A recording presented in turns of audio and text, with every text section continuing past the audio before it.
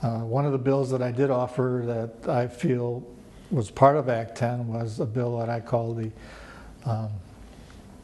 Freedom or Right to Work for Teachers. It would have allowed teachers to work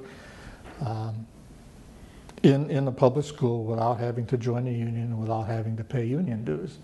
So that idea was part of what Act 10 was all about. And I wanted to give teachers the freedom to be independent contractors if they so chose. The governor took that a little bit further than that, but obviously that's something that I felt very strongly at the time. So I think with almost everything, technology has changed things, and it's allowed, especially in the virtual school area, it's allowed technology to bring more resources to the individuals, and education is no exception.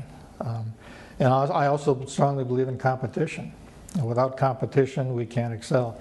Competition has made this country great, and I think competition in education is a key factor in improving education and allowing kids to, some of the kids that may not adapt very well to a public school setting, to allow them to adapt in a virtual or private sector type of school that they can flourish more readily in. And I've interviewed a lot of choice students after graduation, and that's primarily what they brought to the table, is that freedom that they felt they weren't getting the attention they needed in the public school setting, and the private school system allowed that to happen, and they were very grateful for that.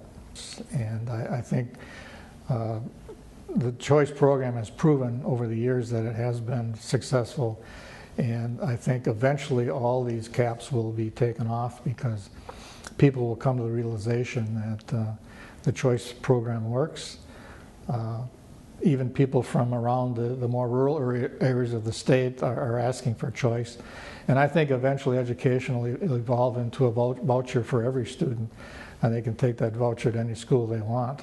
That would be the ultimate in freedom of choice for school kids.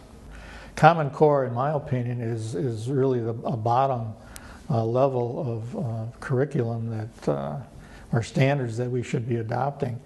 And many schools, I believe, will exceed the standards that Common Core offers.